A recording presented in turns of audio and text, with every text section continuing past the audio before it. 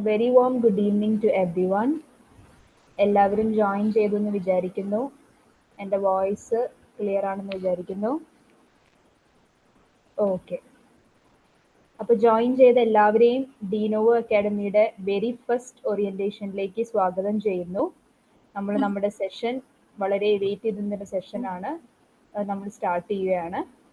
അപ്പോൾ ഞങ്ങൾ session start ചെയ്യുന്നതിന് മുമ്പ് കുറച്ച് ഗൈഡ് ലൈൻസ് പാർട്ടിസിപ്പൻസിനായിട്ട് പറയുന്നു. ഒന്നെന്ന് പറയുന്നത് എല്ലാവരുടെയും വീഡിയോയും അതുപോലെ മൈക്കും മ്യൂട്ട് ചെയ്ത് വെക്കാൻ ശ്രദ്ധിക്കണം. അറിയാതെ നിങ്ങളുടെ കൈതട്ടി ഓൺ ആവാനും ചാൻസ് ഉണ്ട്. അപ്പോൾ അതൊന്ന് ശ്രദ്ധിക്കുക. പിന്നെ എന്തെങ്കിലും ഡൗട്ട്സോ ഓർ കൺഫ്യൂഷൻസോ സെഷൻ്റെ ഇടയിൽ ഉണ്ടെങ്കിൽ അത് സെഷൻ്റെ അവസാനം നമുക്ക് പറയാൻ പറ്റുന്നതാണ്, നമുക്ക് ചോദിക്കാൻ പറ്റുന്നതാണ്, അതിനുള്ള അവസരം കിട്ടുന്നതാണ്. അല്ലെങ്കിൽ നിങ്ങൾക്ക് ചാറ്റിൽ ഇടാവുന്നതാണ്. അതും നമ്മൾ എടുത്ത് ക്ലിയർ ചെയ്ത് കൊടുക്കുന്നതായിരിക്കും. ഓക്കെ. അപ്പോൾ ഓൺ ദാറ്റ് നോട്ട് നമ്മൾ സ്റ്റാർട്ട് ചെയ്യുകയാണ്. അപ്പോൾ Denovo academy DNA of life sciences എന്ന പേരിൽ നിന്ന് തന്നെ ഞങ്ങൾ തുടങ്ങുകയാണ്. ഡിനോവോ ഒരു ലാറ്റിൻ പദമാണ്. അതിൻ്റെ അർത്ഥം വരുന്നത് ബിഗിനിങ് അല്ലെങ്കിൽ ഫ്രഷ് എന്നുള്ള രീതിയിലാണ്. അപ്പോൾ ഡിനോവോ എല്ലാവർക്കും ഒരു ന്യൂ സ്റ്റാർട്ടിങ് അല്ലെങ്കിൽ ഒരു പുതിയ തുടക്കം ആവട്ടെ എന്നാണ് നമ്മൾ കരുതുന്നത്. അതായത് Denovo academy DNA of life sciences എന്ന് നിങ്ങൾ കേട്ടപ്പോൾ തന്നെ മനസ്സിലായിട്ടുണ്ടാവും. അതുപോലെ സ്ലൈഡിൽ കാണാൻ സാധിക്കും. Denovo CSIR UGC net and JRF coaching ആണ് കൊടുക്കുന്നത്. ഓക്കെ, ലൈഫ് സയൻസിന് വേണ്ടി. അപ്പോൾ CSIR പ്രിപ്പറേഷൻ്റെ പല തലങ്ങളിൽ നിൽക്കുന്നവരുണ്ടാകാം. അതായത് മാസ്റ്റേഴ്സ് ചെയ്തുകൊണ്ടിരിക്കുന്നവരുണ്ടാകാം, മാസ്റ്റേഴ്സ് കഴിഞ്ഞവരുണ്ടാവാം, ജസ്റ്റ് കഴിഞ്ഞവരുണ്ടാവാം, വർക്ക് ചെയ്യുന്നവരുണ്ടാകാം, അല്ലെങ്കിൽ ഒരു കരിയർ ബ്രേക്ക് വന്നവരുണ്ടാവും. അത് നമ്മുടെ പല കണ്ടീഷൻസിൽ പല രീതിയിൽ നിൽക്കുന്ന ആൾക്കാരുണ്ടാവും. അപ്പോൾ അവർക്കൊക്കെ ഒരു പുതിയ തുടക്കമാണ് ഡിനോവോ അക്കാഡമി മുന്നിലോട്ട് വെക്കുന്നത് CSIR UGC നെറ്റിൻ്റെ പ്രിപ്പറേഷന് വേണ്ടിയിട്ട്. അപ്പോൾ ഡിനോവോ അക്കാഡമിനെ കുറിച്ചൊന്ന് പരിചയപ്പെടുത്തുകയാണെങ്കിൽ, നമുക്ക് ഡിനോവോ അക്കാഡമിക്ക് ഇപ്പോൾ കറൻ്റ്ലി ഒരു വാട്സാപ്പ് ഗ്രൂപ്പ് ഉണ്ട്, അതുപോലെ വാട്സാപ്പ് ചാനൽ, അതുപോലെ ഒരു ടെലിഗ്രാം ചാനൽ വളരെ ഓൺഗോയിങ് ആയിട്ട് ആക്റ്റീവായിട്ട് തന്നെ നമുക്ക് നടക്കുന്നുണ്ട്. അപ്പോൾ നമ്മളതിൽ മെയിനായിട്ട് വാട്സാപ്പ് ഗ്രൂപ്പിൽ നമ്മൾ മെയിനായിട്ട് ചെയ്യുന്നത് എന്താണെന്ന് വെച്ച് കഴിഞ്ഞാൽ കൺസിസ്റ്റൻ്റ് ആയിട്ട് ടോപ്പിക്സും PYQവും പോസ്റ്റ് ചെയ്യുന്നു എന്നുള്ളതാണ്. അതുപോലെ വേറെ സ്റ്റഡി മെറ്റീരിയൽസും സ്റ്റാൻഡേർഡ് ടെക്സ്റ്റിൻ്റെ PDFസും നമ്മൾ ഷെയർ ചെയ്ത് കൊടുക്കുന്നുണ്ട്. അപ്പോൾ ഡിനോവോ അക്കാഡമിയുടെ പാർട്ടായത് വാട്സാപ്പ് ഗ്രൂപ്പിൻ്റെ പാർട്ടായിട്ടുള്ളവരാണ് ഇവിടെ മെജോറിറ്റി ഉള്ളവരെന്ന് കരുതുന്നു. അപ്പോൾ അവർക്ക് നന്നായിട്ട് അറിയാം. പിന്നെ നമുക്ക് വളരെ ആക്റ്റീവായിട്ടുള്ളൊരു പാർട്ടിസിപ്പേഷനാണ് ആ ഗ്രൂപ്പിൽ വരുന്നത്. അതായത് നമ്മൾ ടോപ്പിക്സ് പോസ്റ്റ് ചെയ്താലും PYQ ഇട്ടാലും നല്ലൊരു റെസ്പോൺസും അതുപോലെ ഫീഡ്ബാക്സും നമുക്ക് ആ ഗ്രൂപ്പിൽ നിന്ന് കിട്ടുന്നുണ്ട്. അപ്പോൾ നമ്മൾ വളരെ ഒരു ഇമ്പോർട്ടൻ്റ് ആയിട്ടുള്ളൊരു കാര്യത്തിലോട്ട് കിടക്കുകയാണ്. അതായത് ഡിനോവോൻ്റെ ഫൗണ്ടേഴ്സിനെ നമ്മൾ പരിചയപ്പെടുത്താൻ പോവുകയാണ്. അപ്പോൾ ഫൗണ്ടേഴ്സ് വരുന്നത് ഐശ്വര്യ VP, റിസ്വാന ഷഹസിൻ TN ആണ്. ഐശ്വര്യ VPനെ പരിചയപ്പെടുത്തുകയാണെങ്കിൽ, Aishwarya CSIR JRF life science all India rank 65 നമ്മുടെ കഴിഞ്ഞ ജൂൺ 2025 എക്സാമിന് ക്വാളിഫൈ ചെയ്തു. CSIR net life science all India rank 80 December 2024 എക്സാമിനും നെറ്റ് ക്വാളിഫൈ ചെയ്തിട്ടുണ്ടായിരുന്നു. അതുപോലെ തന്നെ 2017 KCST JRF ഫെലോഷിപ്പും ഐശ്വര്യയ്ക്ക് ലഭിച്ചിട്ടുണ്ട്. റിസ്വാനയിലേക്ക് വരികയാണെങ്കിൽ, Rizwana CSIR JRF all India rank 23 കഴിഞ്ഞ നമ്മുടെ ജൂൺ 2025 എക്സാം JRF ക്വാളിഫൈ ചെയ്തു. അതുപോലെ CSIR JRF all India rank 90 December 2024 എക്സാമിന് ക്വാളിഫൈ ചെയ്തു. അപ്പോൾ 2 ടൈം റാങ്ക് ഹോൾഡറാണ് റിസ്വാന. ഇനി നമ്മൾ എക്സാമിനേഷൻ്റെ സ്ട്രക്ചർ, അതായത് എന്താണ് ശരിക്കും എക്സാം, അതിൻ്റെ ഒരു ഫുൾ ഐഡിയ, അതുപോലെ അതിൻ്റെ പ്രോസസ്സ്, CSIRൻ്റെ സിലബസ്, എന്തൊക്കെ സ്ട്രാറ്റജീസ് ആണ് നമ്മൾ ഫോളോ ചെയ്യേണ്ടത്, എല്ലാം നമുക്കൊന്ന് വ്യക്തമാക്കി കിട്ടാനുണ്ട്. അപ്പോൾ അത് നമുക്ക് വ്യക്തമാക്കി തരുന്നത് നമ്മുടെ ഡിനോവോൻ്റെ ഫൗണ്ടേഴ്സ് ആണ്. അപ്പോൾ ആദ്യം തന്നെ എക്സാമിനേഷനെ കുറിച്ച്, അതായത് അതിൻ്റെ സ്ട്രക്ചറും അതിൻ്റെ പ്രോസസ്സും ഇതിനെക്കുറിച്ച് സംസാരിക്കാൻ ഞാൻ ഡിനോവോൻ്റെ ഫൗണ്ടറായ ഐശ്വര്യനെ ഇൻവൈറ്റ് ചെയ്യുകയാണ്. Over to you Aishwarya. Okay, thank you Susanna. Hi all, ഞാൻ ഓഡിബിൾ ആണെന്ന് വിചാരിക്കുന്നു. Okay, so myself Aishwarya.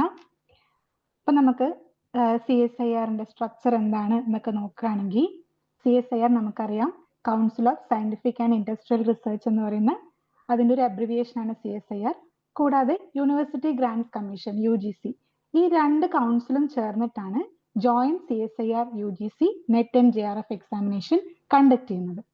അപ്പോൾ ഒരു വർഷം 2 തവണയാണ് ഇവർ എക്സാം കണ്ടക്ട് ചെയ്യുക, ജൂണിലും ഡിസംബറിലും ആയിട്ട്. ഒരു ജൂൺ സെഷൻ ഉണ്ടാവും, ഡിസംബർ സെഷനും ഉണ്ടാവും.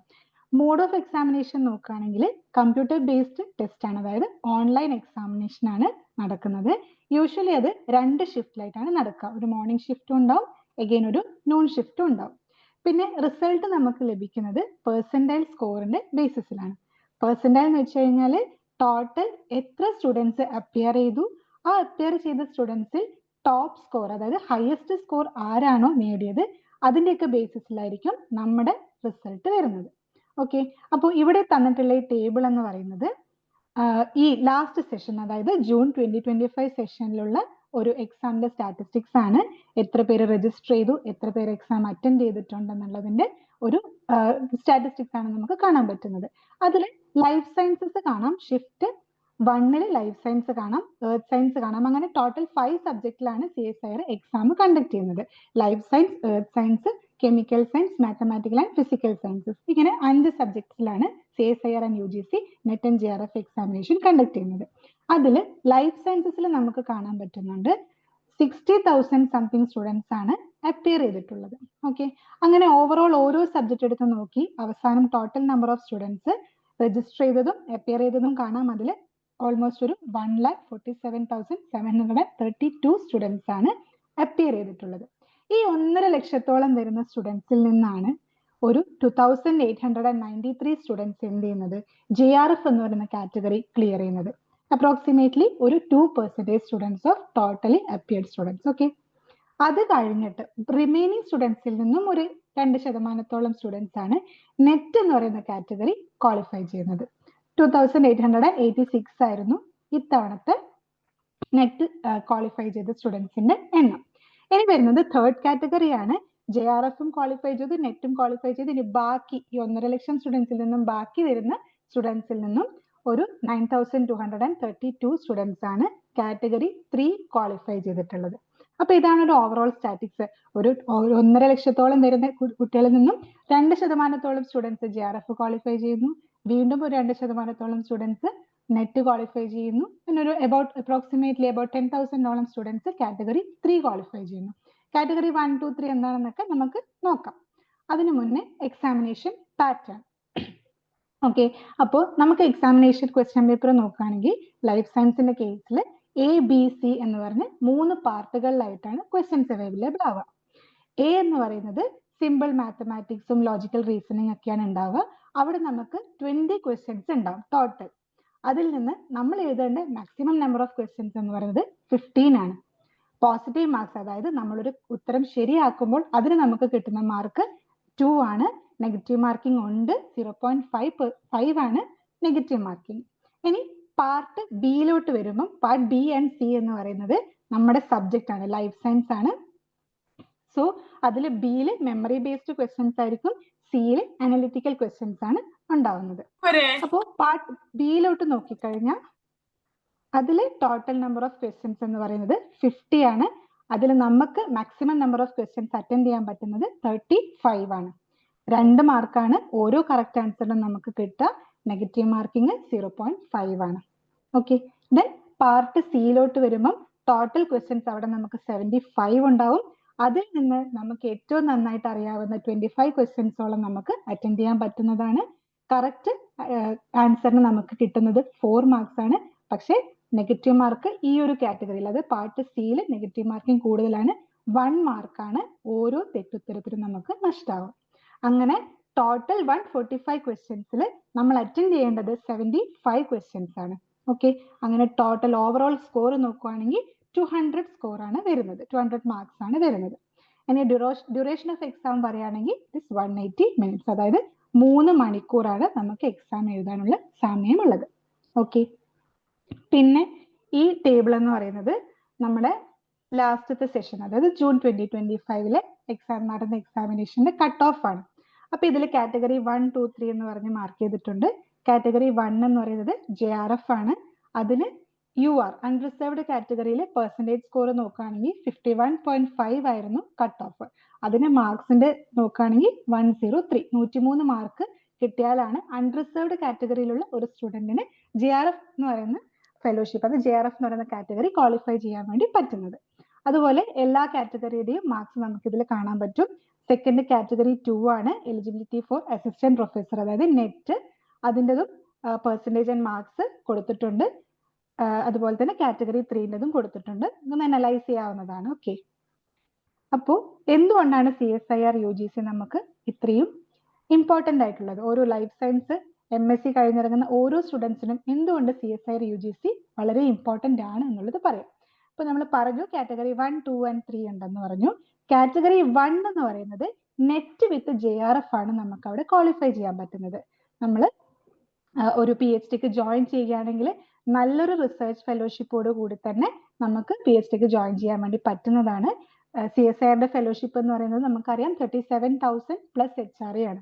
അപ്പോൾ ഒരു ജസ്റ്റ് MSc കഴിഞ്ഞിറങ്ങുന്ന ഒരു സ്റ്റുഡന്റ് അപ്പൊ തന്നെ PhDക്ക് ജോയിൻ ചെയ്യുകയാണെങ്കിൽ അവർക്ക് നല്ലൊരു എമൗണ്ട് മന്ത്ലി ഇൻകം ഉണ്ടായിക്കൊണ്ട് തന്നെ റിസർച്ച് ചെയ്യാൻ വേണ്ടി പറ്റും എന്നുള്ളതാണ് ഈ ഒരു CSIR UGC net and JRF എക്സാമിന്റെ ഒരു മെയിൻ ഹൈലൈറ്റ് എന്ന് പറയുന്നത്. സെക്കൻഡ് എന്ന് പറയുന്നത് കാറ്റഗറി 2, അതായത് നമ്മൾ അസിസ്റ്റന്റ് പ്രൊഫസർ ആവാൻ വേണ്ടിയിട്ടുള്ള നമ്മുടെ എലിജിബിലിറ്റി ആണ് കാറ്റഗറി 2. നെറ്റ് ക്വാളിഫൈ ചെയ്യാം. നെറ്റ് നമുക്കറിയാം നാഷണൽ എലിജിബിലിറ്റി ടെസ്റ്റ് ആണെന്ന് അറിയാം. അപ്പോൾ ഇപ്പോഴത്തെ പ്രകാരം, ഇപ്പോഴത്തെ എന്താ പറയുക, റൂൾസ് പ്രകാരം അസിസ്റ്റന്റ് പ്രൊഫസർ ആയിട്ട് യൂണിവേഴ്സിറ്റി അല്ലെങ്കിൽ കോളേജസിൽ ജോയിൻ ചെയ്യണമെങ്കിൽ either നെറ്റ് അല്ലെങ്കിൽ PhD നിർബന്ധമാണ്.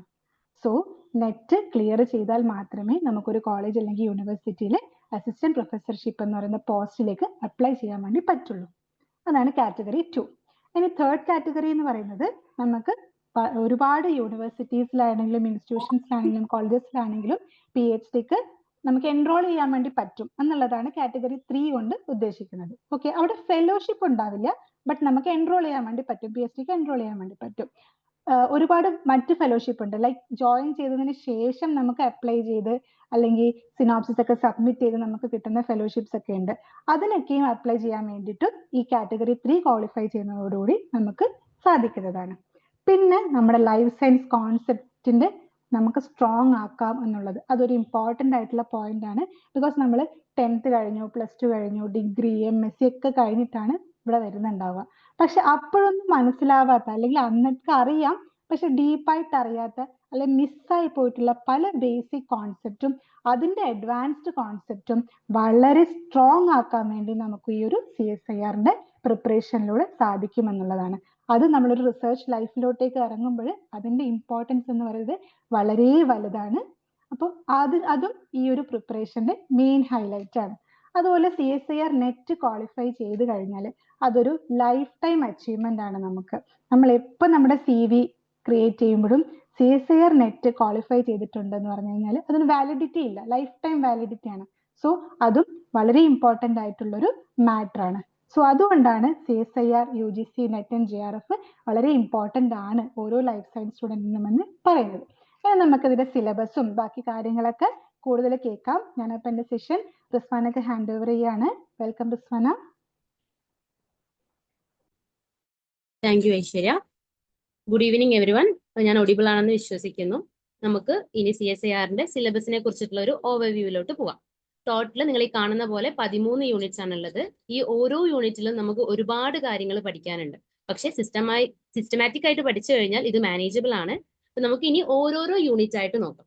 ഫസ്റ്റ് യൂണിറ്റ് എന്ന് പറയുന്നത് molecules and their interaction relevance two biology ആണ്, അതായത് ബയോകെമിസ്ട്രി. ഇതൊരു ഫൗണ്ടേഷൻ യൂണിറ്റ് ആയിട്ട് നമുക്ക് വേണമെങ്കിൽ പറയാം. നമ്മൾ ഇതിൽ പ്രോട്ടീൻസിനെ കുറിച്ച്, കാർബോഹൈഡ്രേറ്റ്സിനെ കുറിച്ച്, ന്യൂക്ലിക് ആസിഡ്, എൻസൈം, ലിപ്പിഡ്, അതിന്റെയൊക്കെ മെറ്റബോളിസത്തിനെ കുറിച്ചിട്ടൊക്കെ ആയിരിക്കും പഠിക്കുന്നുണ്ടാവുക. ആക്ച്വലി ഇതൊരു ബാക്ക് ബോൺ യൂണിറ്റ് ആണ്. നമ്മൾ ഈ ഒരു യൂണിറ്റ് ബൈ ഹാർട്ട് ചെയ്ത് കഴിഞ്ഞു, ബൈ ഹാർട്ട് അല്ല, നമ്മൾ തറോ ആയിട്ട് പഠിച്ചു കഴിഞ്ഞാൽ എപ്പോഴും നമുക്കൊരു അപ്പർ ഹാൻഡ് എക്സാമിൽ ഉണ്ടാവും. Because it is one of the most scoring unit in CSIR examination. Next unit എന്ന് പറയുന്നത് സെല്ലുലാർ ഓർഗനൈസേഷൻ ആണ്. ഇവിടെ നമ്മൾ സെൽ സ്ട്രക്ചർ, ഫംഗ്ഷൻ, അതേപോലെ protein targeting to organelle, cell cycle, അതിന്റെ റെഗുലേഷൻ, അങ്ങനെയുള്ള ഒരുപാട് കാര്യങ്ങളായിരിക്കും പഠിക്കുക. ഈ ഒരു യൂണിറ്റിന്റെ പ്രത്യേകത എന്താണെന്ന് വെച്ച് കഴിഞ്ഞാൽ ഇതിൽ നിന്ന് ഒന്നും നമുക്ക് ഒഴിവാക്കാനില്ല. ഇത് ഇമ്പോർട്ടന്റ് അല്ല എന്ന് പറഞ്ഞ് മാറ്റി വെക്കാൻ ഈ യൂണിറ്റിൽ നിന്ന് ഒന്നും തന്നെ ഇല്ല. അതുകൊണ്ട് തന്നെ നമ്മൾ മൊത്തം ഈ യൂണിറ്റ് A to Z പഠിച്ചിരിക്കണം. പിന്നെ നിങ്ങൾക്ക് എല്ലാവർക്കും അറിയുന്ന പോലെ തന്നെ ഈ ഒരു യൂണിറ്റ് നമ്മൾ നമ്മുടെ വാട്സ്ആപ്പ് ഗ്രൂപ്പ് വഴി സക്സസ്ഫുള്ളി കംപ്ലീറ്റ് ചെയ്തിട്ടുണ്ട്. നിങ്ങളും കൂടെ തന്നെ കംപ്ലീറ്റ് ചെയ്ത് പോയിട്ടുണ്ടാവുമെന്ന് വിചാരിക്കുന്നു. നെക്സ്റ്റ് വരുന്നത് യൂണിറ്റ് 3 ആണ്. ഫണ്ടമെന്റൽ പ്രോസസ് അല്ലെങ്കിൽ മോളിക്കുലാർ ബയോളജി എന്നറിയപ്പെടുന്ന യൂണിറ്റ് ആണ് ഫണ്ടമെന്റൽ പ്രോസസ്. ഇതിൽ നമ്മൾ കൂടുതലായിട്ടും നമ്മുടെ ഒരു സെല്ലിൽ അല്ലെങ്കിൽ ഒരു ലിവിങ് ഓർഗാനിസത്തിലെ ഫണ്ടമെന്റൽ പ്രോസസ് ആയിട്ടുള്ള റെപ്ലിക്കേഷൻ, ട്രാൻസ്ക്രിപ്ഷൻ, ട്രാൻസ്ലേഷൻ തുടങ്ങി റീകോമ്പിനേഷൻ, DNA റിപ്പയർ, അങ്ങനെയുള്ള ഒരുപാട് പ്രോസസ്സ് ആയിരിക്കും പഠിക്കുക. ഈ ഒരു യൂണിറ്റിന്റെ പ്രത്യേകത എന്താണെന്ന് വെച്ച് കഴിഞ്ഞാൽ ഒരു പാറ്റേൺ ഫോളോ ചെയ്തിട്ടായിരിക്കും, ഒരു ട്രെൻഡ് ഫോളോ ചെയ്തിട്ടായിരിക്കും CSIR ക്വസ്റ്റ്യൻസ് ഇടുന്നുണ്ടാവുക. അപ്പൊ നമ്മൾ ഈ PYQ പ്രാക്ടീസ് ചെയ്യുന്നതിലൂടെ ഈ ഒരു യൂണിറ്റ് നമുക്ക് ഈസി ആയിട്ട് സ്കോർ ചെയ്യാൻ പറ്റും. നെക്സ്റ്റ് യൂണിറ്റ് എന്ന് പറയുന്നത് സെൽ കമ്മ്യൂണിക്കേഷൻ ആൻഡ് സിഗ്നലിംഗ് ആണ്. ഇതിൽ നമ്മൾ സിഗ്നലിംഗ്, അതായത് G protein signalling, tyrosine kinase signalling, അങ്ങനെ ഒരുപാട് സിഗ്നലിംഗ് പാത്വേസും സെൽ കമ്മ്യൂണിക്കേഷൻ സിസ്റ്റത്തിനെ കുറിച്ചും അതേപോലെ അപ്പോപ്ടോസിസ്, ക്യാൻസർ തുടങ്ങിയിട്ടുള്ള ഏരിയ ആൻഡ് ഓൾസോ ഇമ്മ്യൂണോളജിയും ഈ ഒരു യൂണിറ്റിലാണ് വരുന്നത്.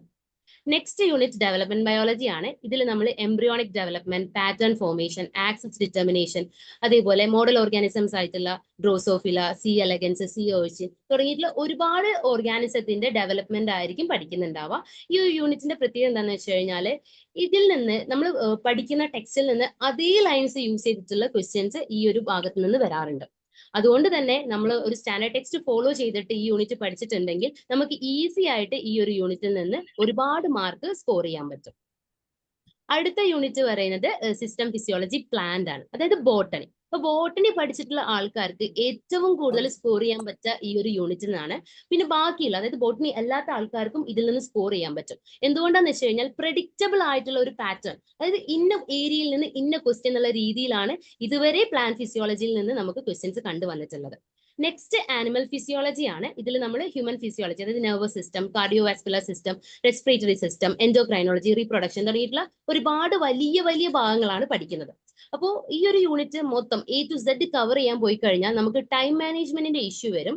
അതുകൊണ്ട് തന്നെ നിങ്ങളിപ്പോൾ സുവോളജി ബാക്ക്ഗ്രൗണ്ട് ആയിരുന്നാലും സെലക്റ്റീവ് ആയിട്ട് ഈ യൂണിറ്റ് പഠിക്കണം, എന്നാലേ നമുക്ക് അത് യൂസ്ഫുൾ. അതായത് നമ്മൾ വെറുതെ ഒരുപാട് കാര്യങ്ങൾ പഠിച്ചിട്ട് എക്സാമിന് സ്കോർ ചെയ്യാൻ പറ്റാത്ത രീതിയിലാവരുത്. അപ്പൊ ഇതിൽ നിന്ന് നമ്മൾ മൊത്തം പഠിക്കാതെ സെലക്റ്റീവ് ആയിട്ട് പഠിച്ചാൽ മാത്രമേ നമുക്ക് എക്സാമിലേക്ക് യൂസ്ഫുൾ ആവുള്ളൂ. അടുത്ത യൂണിറ്റ് എന്ന് പറയുന്നത് ഇൻഹെറിറ്റൻസ് ബയോളജി ആണ്, അതായത് ജനറ്റിക്സ്. ഇതിൽ നമ്മൾ കൂടുതലായിട്ടും Mendelian genetics, microbial genetics, pedigree analysis, അതുപോലെയുള്ള പ്രോബ്ലം സോൾവിംഗ് ആയിട്ടുള്ള ക്വസ്റ്റ്യൻസ് ആയിരിക്കും കാണുന്നുണ്ടാവുക. അപ്പോൾ ഇങ്ങനെ ഒരു ടൈപ്പ് ഓഫ് പ്രോബ്ലം സോൾവിംഗ് ഇഷ്ടമുള്ള ആൾക്കാർക്ക് ഈ ഒരു യൂണിറ്റ് നല്ല രീതിയിൽ സ്കോർ ചെയ്യാൻ പറ്റും. അടുത്ത unit diversity of life forms ആണ്. ഈ യൂണിറ്റിൽ നമ്മൾ ടാക്സോണമി, ക്ലാസിഫിക്കേഷൻ, ഡൈവേഴ്സിറ്റി തുടങ്ങിയിട്ടുള്ള കാര്യങ്ങളാണ് പഠിക്കുക. കൂടുതൽ ഫാക്ച്വൽ ആയിട്ടുള്ള യൂണിറ്റ് ആണ്. പണ്ട് കാലങ്ങളിലൊന്നും ഈ ഒരു യൂണിറ്റിൽ നിന്ന് അധികം ക്വസ്റ്റ്യൻസ് കാണാറില്ലായിരുന്നു. പക്ഷെ ലാസ്റ്റ് 2 എക്സാം നമ്മൾ നോക്കുന്ന സമയത്ത് ഒരുപാട് ക്വസ്റ്റ്യൻസ് ഈ ഒരു ഏരിയയിൽ നിന്ന് കണ്ടുവരുന്നുണ്ട്. നെക്സ്റ്റ് യൂണിറ്റ് എന്ന് പറയുന്നത് എക്കോളജിക്കൽ പ്രിൻസിപ്പിൾ ആണ്. നമ്മുടെ എക്കോളജി, ഇതിൽ നമ്മൾ ecosystem structure, energy flow, succession, population dynamics തുടങ്ങി ഒരുപാട് കാര്യങ്ങൾ പഠിക്കുന്നുണ്ട്. വലിയൊരു യൂണിറ്റ് തന്നെയാണ്. അതേപോലെ ഇവിടെ നിന്ന് അപ്ലൈഡ് ആയിട്ടുള്ള ക്വസ്റ്റ്യൻസ്, അപ്ലിക്കേഷൻ ലെവൽ ക്വസ്റ്റ്യൻസും ചോദിക്കാറുണ്ട്. Next unit evolution and behaviour ആണ്. ഇതിൽ നമ്മൾ natural selection, genetic drift, molecular evolution, അതേപോലെ ബിഹേവിയറൽ ആസ്പെക്ട്സ് ആയിട്ടുള്ള ക്വസ്റ്റ്യൻസ് ആണ് കാണാറുള്ളത്. അടുത്ത യൂണിറ്റ് ആണ് അപ്ലൈഡ് ബയോളജി ആൻഡ് അതിന്റെ അടുത്ത യൂണിറ്റ് ആണ് മെത്തേഡ്സ് ഇൻ ബയോളജി. ഈ 2 യൂണിറ്റിൽ നിന്നും നമ്മൾ സെലക്റ്റീവ് ആയിട്ടാണ് പഠിക്കേണ്ടത്. ബിക്കോസ് ബാക്കിയുള്ള യൂണിറ്റുമായിട്ട് കമ്പൈൻ ചെയ്തിട്ടായിരിക്കും ഈ 2 യൂണിറ്റിൽ നിന്ന് ക്വസ്റ്റ്യൻസ് വരാം. അപ്പൊ ഇതിൽ നമ്മൾ നോക്കുകയാണെങ്കിൽ കൂടുതലായിട്ട് ടെക്നിക്സ് ആണ് നോക്കാനുള്ളത്. ബയോളജിയിൽ നമ്മൾ യൂസ് ചെയ്യുന്ന techniques like microscopy, centrifugation, sequencing, tomography, PCR തുടങ്ങിയിട്ടുള്ള ഒരുപാട് ടെക്നിക്സും അതേപോലെ തന്നെ ആനിമൽ പ്ലാന്റ് ബ്രീഡിംഗ്, അഗ്രികൾച്ചർ തുടങ്ങിയിട്ടുള്ള അഗ്രികൾച്ചറിലൊക്കെ വരുന്ന അപ്ലിക്കേഷൻ ഒക്കെ ആയിരിക്കും നമ്മൾ ഈ 2 യൂണിറ്റിലായിട്ട് കവർ ചെയ്യുന്നുണ്ടാവാം. ഓക്കെ, അപ്പൊ ടോട്ടൽ 13 യൂണിറ്റ്സ് ആണ് CSIR-നുള്ളത്. മോളിക്യൂൾസ് ആൻഡ് ഇന്ററാക്ഷൻ, അതായത് ബയോകെമിസ്ട്രിയിൽ തുടങ്ങി എക്കോസിസ്റ്റം ആൻഡ് എവല്യൂഷൻ വരെ പോയി ഫൈനലി റിസർച്ച് മെത്തേഡ്സിൽ അവസാനിക്കുന്ന ഒരു വലിയ യൂണിറ്റ് ആണ്, അല്ലെ വലിയ സിലബസ് ആണ് CSIR-നുള്ളത്. അപ്പൊ ഈ ഒരു യൂണിറ്റിൽ 13 യൂണിറ്റ് നമ്മൾ പഠിക്കാൻ പോയി കഴിഞ്ഞാൽ ഇറ്റ് ഇസ് നോട്ട് പോസിബിൾ. അപ്പോൾ ഇതിനെ നമ്മൾ എന്ത് ചെയ്യണം? സെലക്റ്റീവ് ആയിട്ട് പഠിക്കണം, സെലക്റ്റീവായി പഠിക്കണം, സിസ്റ്റമാറ്റിക് ആയി പഠിക്കണം. അങ്ങനെ സ്റ്റെപ്പ് ബൈ സ്റ്റെപ്പ് ആയിട്ട് നമ്മൾ അത് കവർ ചെയ്യണം.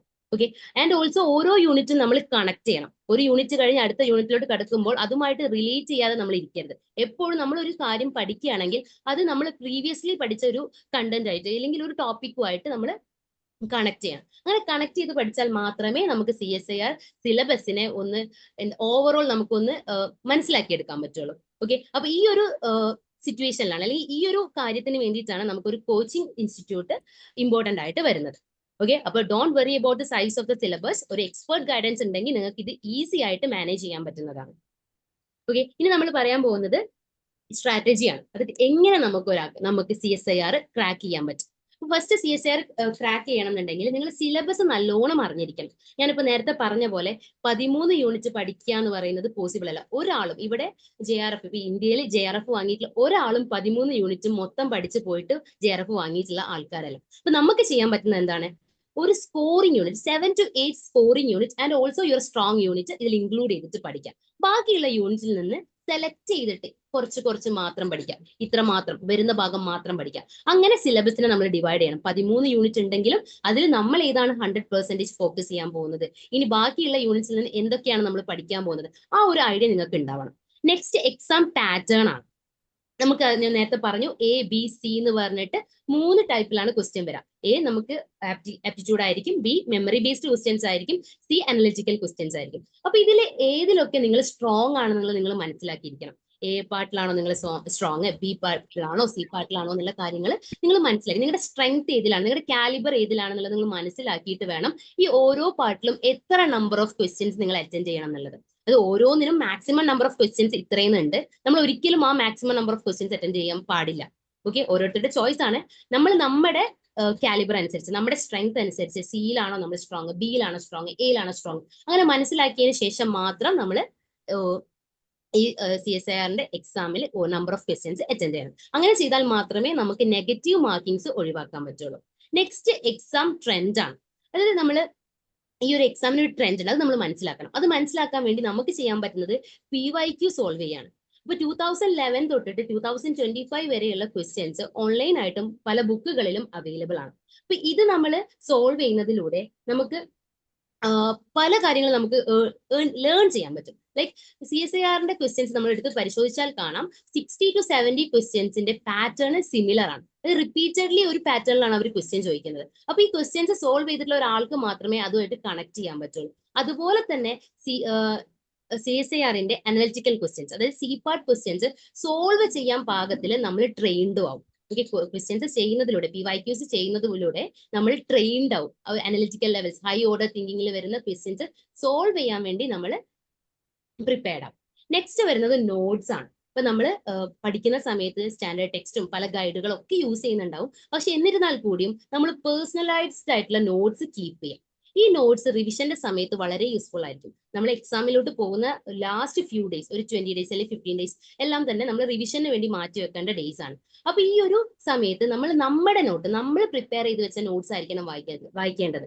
അല്ലാതെ സ്റ്റാൻഡേർഡ് ടെക്സ്റ്റോ അല്ലാണ്ട് വേറെ ഏതെങ്കിലും ഗൈഡോ പോയി വായിക്കരുത്. എപ്പോഴും നിങ്ങൾക്ക് നിങ്ങളുടേതായിട്ടുള്ള ഒരു പേഴ്സണലൈസ്ഡ് നോട്ട് ഉണ്ടാക്കാൻ വേണ്ടി നിങ്ങൾ ശ്രമിക്കാം. ഓക്കെ, നെക്സ്റ്റ് റിവിഷൻ ആണ്. റിവിഷൻ എന്ന് പറയുന്നത് ഇമ്പോർട്ടന്റ് ആണ്, അതൊരിക്കലും സ്കിപ്പ് ചെയ്യരുത്. ഞാനിപ്പോ കുറെ പേര് എന്നോട് വന്ന് പറഞ്ഞ കാര്യമാണ്, റിവിഷൻ പറ്റുന്നില്ല, ഒരു പ്രാവശ്യം വായിക്കാതെ ഓക്കെ, പക്ഷെ വീണ്ടും റിവൈസ് ചെയ്യാൻ ടൈം കിട്ടുന്നില്ല. പക്ഷെ ഈ ടൈം കിട്ടുന്നില്ല എന്ന് പറയുന്നത് ഒരു എക്സ്ക്യൂസ് ആണ്. നമ്മൾ റിവിഷന് വേണ്ടി എപ്പോഴും ടൈം കണ്ടെത്തും. നമ്മളൊരു പുതിയ ടോപ്പിക് പഠിക്കുന്നതിനേക്കാളും ഇമ്പോർട്ടന്റ് നമ്മൾ പഠിച്ച ടോപ്പിക് റിവൈസ് ചെയ്യാൻ വേണ്ടി യൂസ് ആക്കണം. അപ്പോൾ എപ്പോഴാണ് റിവിഷൻ വേണ്ടത് എന്നുള്ളൊരു ഡൗട്ട് നിങ്ങൾക്ക് ഉണ്ടാവും. നമ്മളിപ്പോൾ കുറേ കാര്യങ്ങൾ, ഇപ്പോൾ നിങ്ങളൊരു ഫുൾ ടേം പ്രിപ്പയർ ചെയ്യുന്ന ഒരാളാണെന്നുണ്ടെങ്കിൽ, 6 months പ്രിപ്പയർ ചെയ്യുന്ന ആളാണെന്നുണ്ടെങ്കിൽ എപ്പോൾ പ്രിപ്പയർ ചെയ്യണം അല്ലെങ്കിൽ എപ്പോൾ റിവിഷൻ ചെയ്യണം എന്നുള്ളൊരു ഡൗട്ട് നിങ്ങൾക്ക് ഉണ്ടാവും. അത് നിങ്ങൾ ക്ലിയർ ചെയ്യേണ്ടത് MCQs ചെയ്യുന്നത് വഴിയാണ്. മൾട്ടിപ്പിൾ ചോയ്സ് ക്വസ്റ്റ്യൻ, CSIRന്റെ പ്രീവിയസ് ഇയർ ക്വസ്റ്റ്യൻസ് അല്ല, നമുക്ക് ഗൂഗിളിൽ നിന്നും മറ്റ് ഇന്റർനെറ്റ് പ്ലാറ്റ്ഫോംസിൽ നിന്നും ഒരുപാട് MCQs മൾട്ടിപ്പിൾ ചോയ്സ് ക്വസ്റ്റ്യൻസ് നമ്മൾ ടോപ്പിക് അടിച്ചു കൊടുത്തു കഴിഞ്ഞാൽ കിട്ടും. അത് ഇടയ്ക്കിടയ്ക്ക് നിങ്ങൾ ഫ്രീ ആയിരിക്കുന്ന സമയത്തൊക്കെ എടുത്ത് സോൾവ് ചെയ്യുക. നിങ്ങൾ പ്രീവിയസ്ലി പഠിച്ചിട്ടുള്ള പോർഷൻസിന്റെ ക്വസ്റ്റ്യൻസ് അടിച്ച് നിങ്ങൾ സോൾവ് ചെയ്യാൻ ശ്രമിക്കുക. അത് നിങ്ങൾക്ക് ആൻസർ ചെയ്യാൻ പറ്റുന്നില്ല, നിങ്ങൾ മറന്നുപോയി എന്ന് തോന്നുകയാണെങ്കിൽ it's A time for revision എന്ന് കരുതിയിട്ട് വീണ്ടും റിവൈസ് ചെയ്യാം. ഒരു ടോപ്പിക് ആണെങ്കിലും ഒരു യൂണിറ്റ് ആണെങ്കിലും അങ്ങനെ റിവൈസ് ചെയ്യാം. അല്ലാതെ നിങ്ങൾക്ക് വീക്ക്ലി റിവിഷൻ നടത്താം, മന്ത്ലി റിവിഷൻ നടത്താം അല്ലെങ്കിൽ ബൈ മന്ത്ലി റിവിഷൻ നടത്താം. എങ്ങനെ വേണമെങ്കിലും റിവിഷൻ നടത്താം. റിവിഷൻ എന്ന് പറയുന്നത് ഇമ്പോർട്ടന്റ് ആണ്, അത്രയേ ഉള്ളൂ. നെക്സ്റ്റ് മോക്ക് ടെസ്റ്റ് ആണ്. മോക്ക് ടെസ്റ്റ് എന്ന് വെച്ച് കഴിഞ്ഞാൽ CSIRന്റെ എക്സാം പോലെ തന്നെ എക്സാം നമ്മൾ പ്രീവിയസ്ലി നമ്മുടെ റിയൽ എക്സാം അറ്റൻഡ് ചെയ്യുന്നതിന് മുന്നേ അറ്റൻഡ് ചെയ്യുക. അതാണ് മോക്ക് ടെസ്റ്റ്. അപ്പോൾ അതിനുവേണ്ടി മോക്ക് ടെസ്റ്റുകൾ നമുക്ക് ഇന്റർനെറ്റിൽ അവൈലബിൾ ആണ്. Both paid and free versions ഉണ്ട്. അപ്പോൾ നിങ്ങൾ എല്ലാവരും തന്നെ എക്സാം അറ്റൻഡ് ചെയ്യുന്നതിന് മുന്നേ മിനിമം ഒരു 3 മോക്ക് ടെസ്റ്റ് എങ്കിലും അറ്റൻഡ് ചെയ്യാൻ ശ്രമിക്കുക. അങ്ങനെ മോക്ക് ടെസ്റ്റ് അറ്റൻഡ് ചെയ്യുമ്പോൾ നമുക്ക് ടൈം മാനേജ് ചെയ്യാൻ പറ്റും.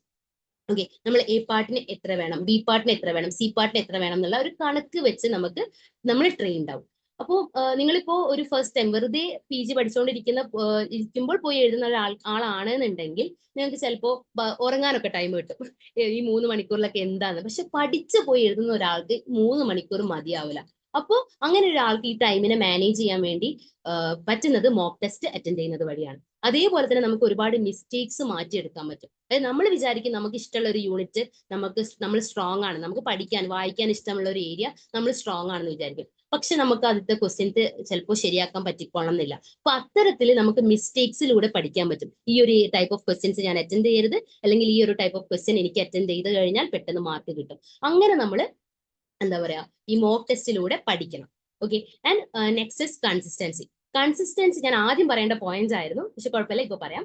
കൺസിസ്റ്റൻസി എന്ന് പറയുന്നത് വളരെ ഇമ്പോർട്ടന്റ് ആയിട്ടുള്ള പോയിന്റ് ആണ്. ബിക്കോസ് നമ്മൾ ഓരോരുത്തരും പല ബാക്ക്ഗ്രൗണ്ടിൽ നിന്ന് വരുന്ന ആൾക്കാരാണ്. ലൈക്ക് നമ്മളിപ്പോ സ്റ്റുഡൻസ് ആയിരിക്കാം, അല്ലെങ്കിൽ മദേഴ്സ് ആയിരിക്കാം, വർക്കിംഗ് ആയിട്ടുള്ള ആൾക്കാരായിരിക്കാം, ചിലപ്പോൾ ഒരുപാട് ബ്രേക്ക് ഒക്കെ എടുത്തിട്ട് തിരിച്ച് CSIR പ്രിപ്പറേഷൻ നടത്തുന്ന ആൾക്കാരായിരിക്കും. അപ്പൊ ഈ ഓരോരുത്തർക്കുമുള്ള ടൈം എന്ന് പറയുന്നത് ഡിഫറെന്റ് ആണ്. പക്ഷെ നമുക്ക് ചെയ്യാൻ പറ്റുന്നത് എന്താണ്, നമുക്ക് കിട്ടുന്ന ടൈം, ഓരോരുത്തർക്കും അവൈലബിൾ ആവുന്ന ടൈം നമ്മൾ പ്രൊഡക്റ്റീവ് ആയിട്ട് യൂസ് ചെയ്യാം. അതായത് ഇപ്പൊ നിങ്ങളൊന്ന് ആലോചിച്ച് നോക്കുക, ഒരുപാട് കോച്ചിങ് സെന്ററിൽ രാപ്പകലില്ലാതെ ഇരുന്ന് 1 വർഷവും 2 വർഷവും ഒക്കെ എടുത്ത് പഠിക്കുന്ന ആൾക്കാരോടാണ് നമ്മൾ കോമ്പീറ്റ് ചെയ്യാൻ പോകുന്നത്. അപ്പൊ ആ ഒരു ആൾക്കാർ എടുക്കുന്ന അത്ര തന്നെ എഫേർട്ട് നമ്മൾ എടുക്കണം. അപ്പൊ അതിനുവേണ്ടി നമുക്ക് ചെയ്യാൻ പറ്റുന്നത് എന്താണ്, നമ്മൾ ഇരിക്കുന്ന ടൈം, അത് 1 മണിക്കൂർ ആയിക്കോട്ടെ, 2 മണിക്കൂർ ആയിക്കോട്ടെ, എത്രയോ ആയിക്കോട്ടെ, ആ ടൈം നിങ്ങൾ മാക്സിമം യൂട്ടിലൈസ് ചെയ്യാൻ നോക്കുക. മാക്സിമം പ്രൊഡക്റ്റീവ് ആയിട്ട് യൂട്ടിലൈസ് ചെയ്യുക. നോട്ട്സ് പ്രിപ്പയർ ചെയ്യുക, അങ്ങനെയുള്ള കാര്യങ്ങൾ നിങ്ങൾക്ക് യൂസ്ഫുൾ ആവുക. നിങ്ങൾ ജസ്റ്റ് ഒരു മണിക്കൂർ എനിക്ക് കിട്ടിയിട്ടുള്ളൂ, ആ 1 മണിക്കൂർ ഇരുന്ന് വായിക്കുന്നതിനേക്കാളും നല്ലത് ആ 1 മണിക്കൂർ ഇരുന്ന് വായനയും നോട്ട്സ് പ്രിപ്പറേഷനും കൂടെ നടത്തുന്നതാണ്. ഓക്കെ. ഇനി നെക്സ്റ്റ് ഏറ്റവും ഇമ്പോർട്ടന്റ് ആയിട്ടുള്ള പോയിന്റ് ആണ് group discussion. Key factor in qualifying CSIR exam എന്ന് പറയുന്നത് ഗ്രൂപ്പ് ഡിസ്കഷൻ ആണ്. അതായത് നിങ്ങളൊരു ഗ്രൂപ്പായിട്ട് പഠിക്കും. നമ്മൾ ഗ്രൂപ്പ് സ്റ്റഡി പണ്ട് മുതലേ ചെയ്യുന്ന ആൾക്കാരാണ്. ചില ആൾക്കാർക്ക് ഇൻഡിവിജ്വൽ സ്റ്റഡി ആയിരിക്കും പ്രിഫറബിൾ ആയിട്ടുള്ളത്. പക്ഷെ ഒരു കോമ്പറ്റേറ്റീവ് എക്സാമിന് നമ്മൾ അപ്പിയർ ചെയ്യുന്ന സമയത്ത് ഗ്രൂപ്പ് ഡിസ്കഷൻ വളരെ ഇമ്പോർട്ടന്റ് ആണ്. കാരണം നമ്മൾ പലരും പല ഫീൽഡിൽ നിന്ന് വരുന്ന ആൾക്കാരായിരിക്കും. ചില ആൾക്കാർ സുവോളജി ആയിരിക്കും, ചില ആൾക്കാർ ബോട്ടണി ആയിരിക്കും, ചില ആൾക്കാർ മോളിക്കുലർ ബയോളജി ആയിരിക്കും, ചില ആൾക്കാർ മൈക്രോബയോളജി ആയിരിക്കും. അങ്ങനെ പല ഏരിയയിൽ നിന്ന് വരുന്ന ആൾക്കാരാണ്. അപ്പൊ നമ്മുടെ ഓരോരുത്തരുടെയും സ്ട്രെങ്ത് ഡിഫറെന്റ് ആണ്, നമ്മുടെ ഓരോരുത്തരുടെയും വീക്ക്നെസ് ഡിഫറെന്റ് ആണ്. ഓക്കെ. അപ്പൊ ഈ ഒരു സ്ട്രെങ്ത്തും വീക്ക്നെസ്സും നമുക്ക് ഗ്രൂപ്പ് സ്റ്റഡിയിലൂടെ മാറ്റിയെടുക്കാൻ പറ്റും. അതായത് ഞാൻ വീക്ക് ആയിട്ടുള്ള ഒരു ഏരിയയിൽ നിന്ന് എനിക്ക് മറ്റൊരാളുടെ കോൺട്രിബ്യൂഷൻ എടുക്കാം. അത് നമ്മുടെ ഫ്രണ്ട്, നമ്മുടെ കൂടെ ഇരിക്കുന്ന ഒരാൾ, നമ്മുടെ ഗ്രൂപ്പ് ഡിസ്കഷനിലുള്ള പാർട്ട്ണറിന് നമ്മളെ ഹെൽപ്പ് ചെയ്യാൻ പറ്റും. അതേപോലെ നമ്മൾ സ്ട്രോങ് ആയിട്ടുള്ള ഒരു ഏരിയ നമുക്ക് മറ്റുള്ളവർക്ക് പറഞ്ഞു കൊടുക്കാനും പറ്റും. അങ്ങനെ ഒരു ഗീവ് ആൻഡ് ടേക്ക് എന്ന് പറയുന്ന രീതിയിലായിരിക്കണം ഗ്രൂപ്പ് ഡിസ്കഷൻ പോവേണ്ടത്. ആൻഡ് നെക്സ്റ്റ് PYQല് ഗ്രൂപ്പ് ഡിസ്കഷന്റെ ഇമ്പോർട്ടന്റ് ആണ്. നമ്മളൊരു PYQ ചെയ്യുന്ന സമയത്ത് നമ്മൾ ഒറ്റയ്ക്കിരുന്ന് സോൾവ് ചെയ്യുന്നതിനേക്കാളും നല്ലത് 2-3 പിള്ളേരെ കൂടെ വിളിച്ചിരുന്നിട്ട് നമുക്ക് ചെയ്യുന്നതാണ്.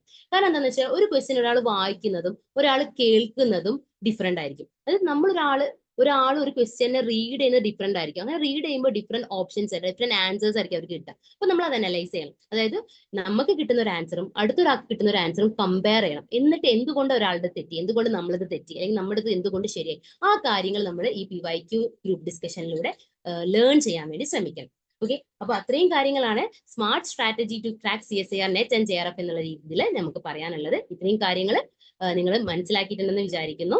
ഇനി നമുക്ക് പറയാൻ പോകുന്നത് കുറച്ച് ബോണസ് എക്സാം ആണ്. അതായത് CSIRന്റെ സിലബസ് പഠിക്കുന്നത് വഴി നമുക്ക് ബോണസ് ആയിട്ട് കിട്ടുന്ന കുറച്ച് എക്സാം. അതിൽ നമുക്ക് ആദ്യം വരുന്നത് ഐക്കർ നെറ്റ് ആണ്. ഐക്കർ നെറ്റിന്റെ അഗ്രികൾച്ചർ ബയോടെക്നോളജി എന്ന് പറയുന്ന പേപ്പർ CSIRന്റെ സിലബസ് പഠിച്ചാൽ നമുക്ക് ക്വാളിഫൈ ചെയ്യാൻ പറ്റുന്നതാണ്. ആൻഡ് നെക്സ്റ്റ് ഗേറ്റിന്റെ ലൈഫ് സയൻസ് പേപ്പർ. അടുത്തത് DBT JRF അല്ലെങ്കിൽ BET. നെക്സ്റ്റ് വൺ വരുന്നത് ടിഫർ GS എന്ന് പറയുന്ന എക്സാം ആണ്. ഇതും നമ്മൾ CSIRന്റെ സിലബസ് പഠിച്ചു കഴിഞ്ഞാൽ ക്വാളിഫൈ ചെയ്യാൻ പറ്റും. അടുത്തത് ബാർക്ക് എക്സാം ആണ്. And next one ICMR JRF. നിങ്ങൾ ഈ എല്ലാ എക്സാമിന്റെയും സിലബസ് എടുത്ത് നോക്കിക്കഴിഞ്ഞാൽ മിക്കതും CSIRനോട് സിമിലർ ആണ്. അപ്പൊ അത് പഠിച്ചു കഴിഞ്ഞാൽ തന്നെ നമുക്ക് ഈസി ആയിട്ട് ഇത് സ്കോർ ചെയ്യാൻ പറ്റും. ഓക്കെ. അപ്പൊ നെക്സ്റ്റ് നിങ്ങൾക്കൊരു ഗുഡ് ന്യൂസ് ആയിട്ടാണ് വന്നിട്ടുള്ളത്. അവർ Denovo academy is going to start our torpedo batch for December 2025 examination. ഇതിനെ കുറിച്ചുള്ള കൂടുതൽ ഡീറ്റെയിൽസ് നമുക്കിപ്പോ കേൾക്കാം. ഓക്കെ. അപ്പൊ നമ്മളിനി നമ്മുടെ ഡിനോവോ അക്കാഡമിയുടെ ഒരു ക്രാഷ് കോഴ്സ്, ടോർപെഡോ ക്രാഷ് കോഴ്സ് ആണ് പരിചയപ്പെടാൻ പോകുന്നത്. അപ്പോൾ നമുക്ക് ഇതിന്റെ ഡീറ്റെയിൽസ് പറയുകയാണെങ്കിൽ നമുക്കൊരു 60 days ക്രാഷ് കോഴ്സ് ആണ് വരുന്നത്. ഫുള്ളി ഓൺലൈൻ ആണ്. അപ്പം നിങ്ങൾക്ക് നിങ്ങളുടെ വീടിന്റെ സാഹചര്യങ്ങളിൽ നിന്നുകൊണ്ട് തന്നെ നമുക്കിത് കൂടാൻ പറ്റും. അപ്പോൾ ഇത് നമ്മൾ ഉദ്ദേശിക്കുന്നത് നമ്മുടെ നെക്സ്റ്റ് CSIR എക്സാമിനെ ഫോക്കസ് ചെയ്തുകൊണ്ടാണ്. അപ്പോൾ ഇതിൽ നമ്മൾ കൊടുക്കുന്ന പ്രത്യേകത എന്ന് പറയുന്നത് ഇപ്പോൾ റിസ്വാന നേരത്തെ പറഞ്ഞ നമ്മുടെ സ്മാർട്ട് സ്ട്രാറ്റജീസ് ഉണ്ടല്ലോ, അത് ഒരിക്കലും നമുക്ക് ഒറ്റയ്ക്ക് നിന്ന് അല്ലെങ്കിൽ നമ്മളൊരു സെൽഫായിട്ട് നിന്നുകൊണ്ട് നമുക്കത് നേടിയെടുക്കാൻ ബുദ്ധിമുട്ടായിരിക്കും. എപ്പോഴും നമ്മളൊരു ഒരു ഗ്രൂപ്പ് അല്ലെങ്കിൽ ഒരു സപ്പോർട്ട് അല്ലെങ്കിൽ അതിനൊരു സപ്പോർട്ടായിട്ടാണ് de novo academy torpedo crash course ചെയ്യുന്നത്.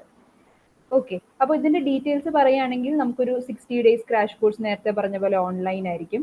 പിന്നെ അതിന്റെ ഡീറ്റെയിൽസ് പറയുകയാണെങ്കിൽ അതിന്റെ ഫീസ് വരുന്നത് 3499 ആണ്.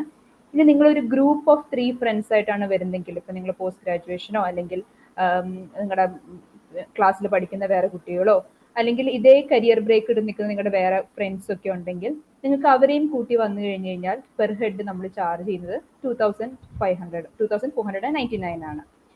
അപ്പോൾ നമ്മുടെ മെയിൻ ആയിട്ടും നമ്മൾ പറഞ്ഞ പോലെ തന്നെ നമ്മളിവിടെ കൊടുക്കുന്നത് ആ ഒരു നമ്മുടെ സ്ട്രാറ്റജി, ആ ഒരു സ്മാർട്ട് സ്ട്രാറ്റജി നമ്മൾ ഫോളോ ചെയ്യുക എന്നുള്ളതാണ്. അതായത് ഒരു ഓൺലൈൻ ക്ലാസ്സും അതിൻ്റെ കുറച്ച് നോട്ട്സും അങ്ങനെ എന്നുള്ള രീതിയിലല്ല, നമുക്ക് ക്ലാസ്സസ് ഉണ്ടാകും.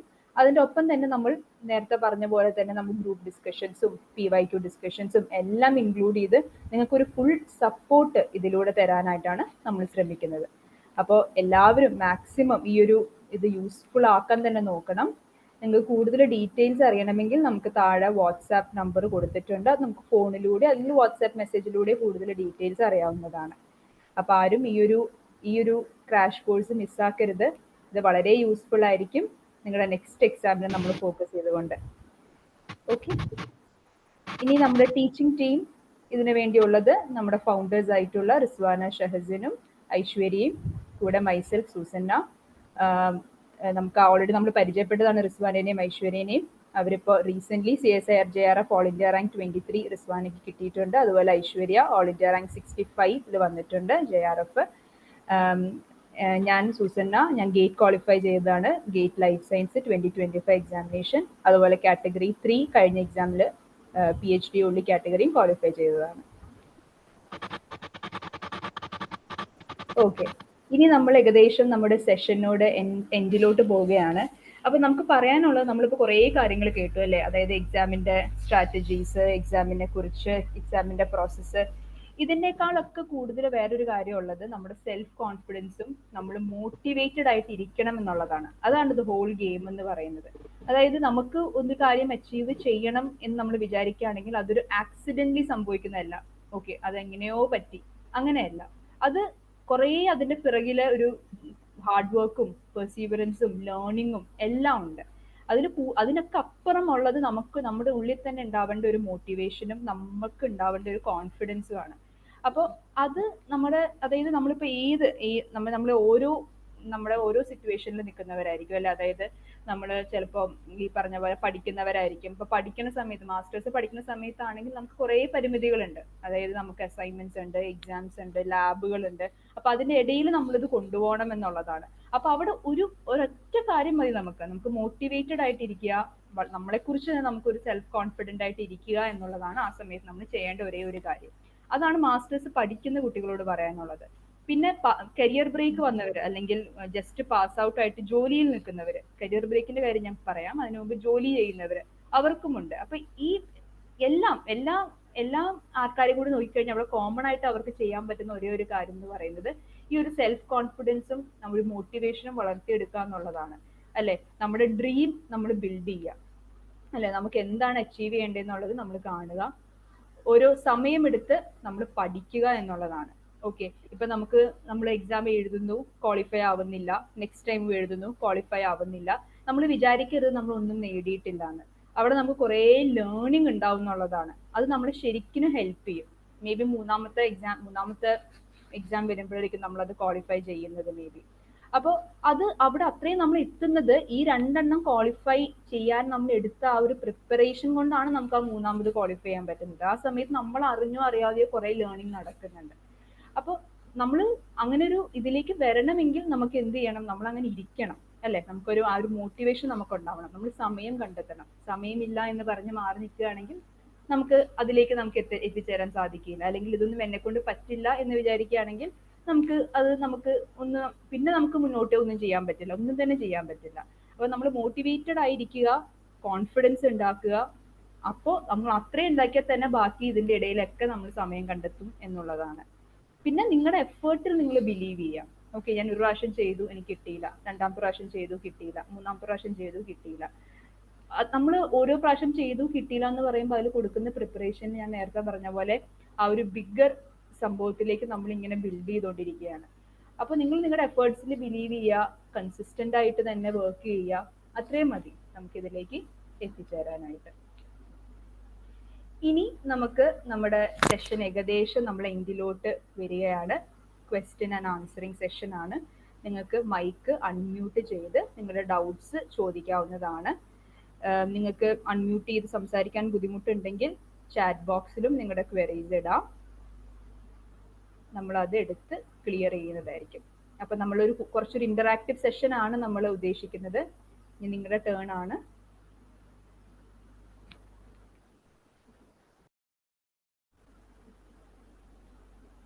ക്രാഷ് കോഴ്സിനെ കുറിച്ച് എന്തെങ്കിലും കൂടുതൽ ഡീറ്റെയിൽസ് അറിയേണ്ടവർക്കും ചോദിക്കാം കേട്ടോ.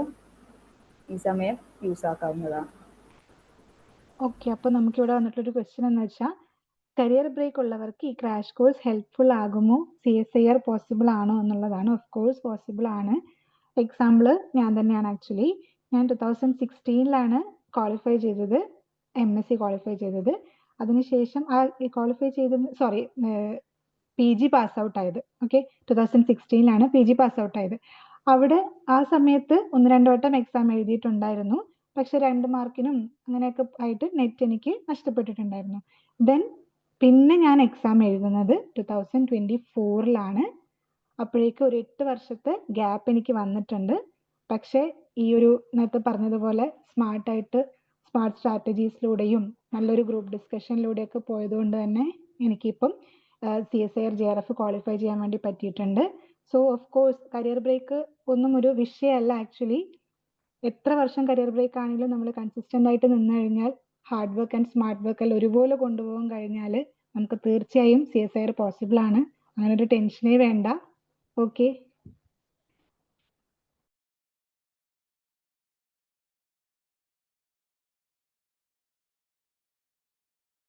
ഈ ക്രാഷ് കോഴ്സ് എപ്പോഴാണ് സ്റ്റാർട്ട് ചെയ്യുന്നത്?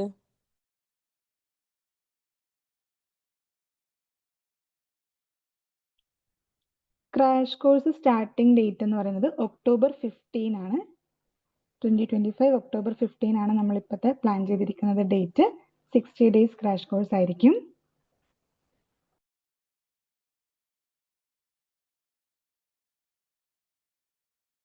നമുക്ക് ചാറ്റിൽ ഒരു ക്വസ്റ്റ്യൻ വന്നിരിക്കുന്നത്, DBTയും CSIRും കമ്പൈൻ ചെയ്തല്ലോ എന്നൊരു ചോദ്യം ചോദിക്കുന്നുണ്ട്.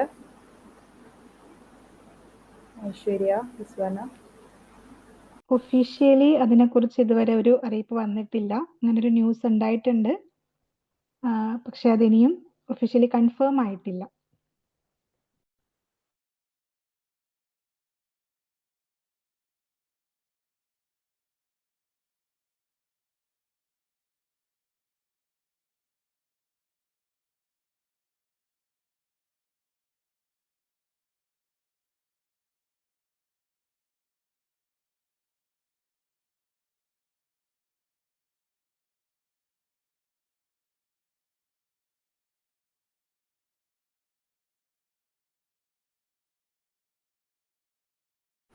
നമുക്കൊരു ചാറ്റ് ബോക്സിൽ ഒന്ന് വന്നിട്ടുണ്ട്. How much time can be used for each part A, B and C during the exam?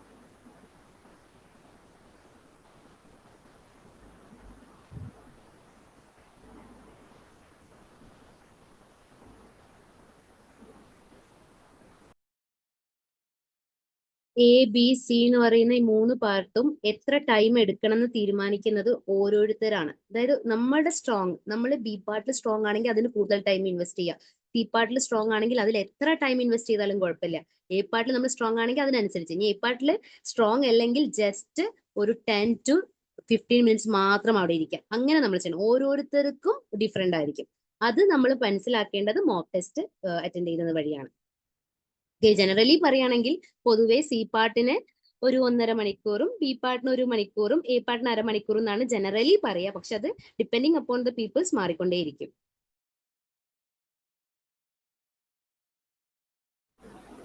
നമുക്ക് വേറൊരു ചോദ്യം വന്നിരിക്കുന്നത് ക്രാഷ് കോഴ്സിന്റെ കാര്യമാണ്. ഇത് 3 months ആണോ എന്ന് ചോദിക്കുന്നുണ്ട്.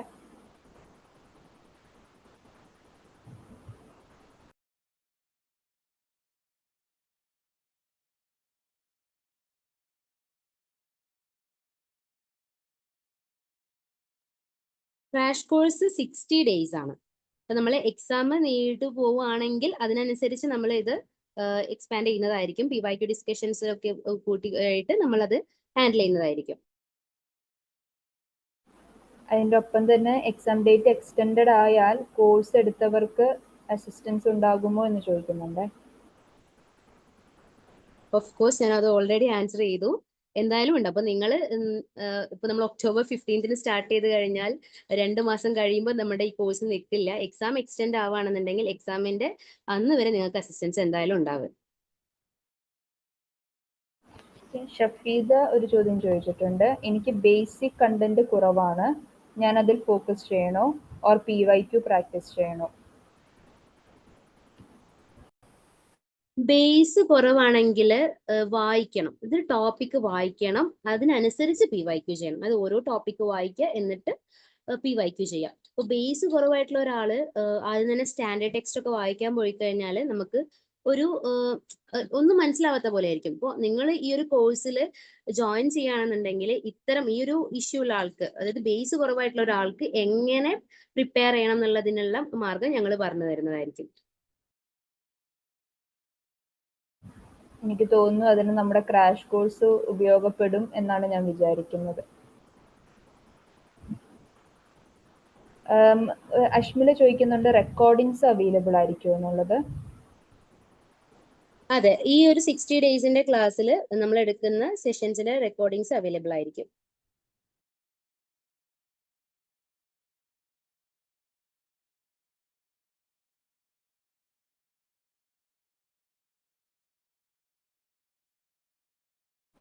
നമുക്കൊരു ചോദ്യം വന്നിട്ടുണ്ട്, how to handle negative marking. Negative mark handle ചെയ്യാൻ ഒരൊറ്റ വഴിയേ ഉള്ളൂ, അറിയുന്ന ക്വസ്റ്റ്യൻസ് മാത്രം അറ്റൻഡ് ചെയ്യുക. ഞാൻ നേരത്തെ പറഞ്ഞ പോലെ ഇപ്പോൾ ബി പാർട്ടിൽ 35 അറ്റൻഡ് ചെയ്യാന്ന് വിചാരിച്ചിട്ട് അതിൽ 35 കയറി കുത്തരുത്. നമുക്ക് അറിയുന്നത് എത്രയാണോ അത്ര മാത്രം, ദാറ്റ്സ് ഇനഫ്. നമുക്ക് എത്ര റാങ്കിലോട്ട് വേണമെങ്കിലും പോവാം. നമുക്ക് സി പാർട്ട് സ്ട്രോങ് ആണ്. നിങ്ങൾ ബി പാർട്ടിൽ ഇപ്പോൾ 35 അറ്റൻഡ് ചെയ്യാൻ പോയി കഴിഞ്ഞാൽ അവിടെ നെഗറ്റീവ് മാർക്ക് കൂടാനുള്ള ചാൻസ് ഉണ്ട്. അപ്പൊ നമുക്ക് അറിയുന്നത് മാത്രം നമ്മൾ അറ്റൻഡ് ചെയ്യാം. സി പാർട്ട് പൊതുവേ നമുക്ക് ഒരു 20 എബോക്ക് അറ്റൻഡ് ചെയ്യാൻ പറ്റും. ബിക്കോസ് നമ്മൾ 75 ക്വസ്റ്റ്യൻസിൽ നിന്നാണ് 25 സെലക്ട് ചെയ്യേണ്ടത്. അപ്പോൾ അത് ഏകദേശം പോസിബിൾ ആണ്. പക്ഷെ ബി പാർട്ടിലോട്ട് വരുമ്പോൾ നമ്മൾ maximum number of questions attend ചെയ്ത് കഴിഞ്ഞാൽ നെഗറ്റീവ് വരാനുള്ള ചാൻസ് ഉണ്ട്. അപ്പോൾ അങ്ങനെ ഒരു കാര്യം, അറിയാത്ത ക്വസ്റ്റ്യൻസ് വെറുതെ ഗസ് ചെയ്ത് നമ്മൾ മാർക്ക് ചെയ്യുന്നത് ഒഴിവാക്കി കഴിഞ്ഞാൽ തന്നെ നമുക്ക് നെഗറ്റീവ് മാർക്കിങ്സ് ഒഴിവാക്കാൻ പറ്റും. ഓക്കെ, നമുക്കൊരു ചോദ്യം ഉള്ളത്, ആനിമൽ ഫിസിയോളജി തീരെ നോക്കാതെ എക്സാം അറ്റംപ്റ്റ് ചെയ്യാമോ? നിലവിൽ വെരി ലെസ് വാല്യൂ ഉള്ള ഒഴിവാക്കാവുന്ന ഇനി യൂണിറ്റ്സ്.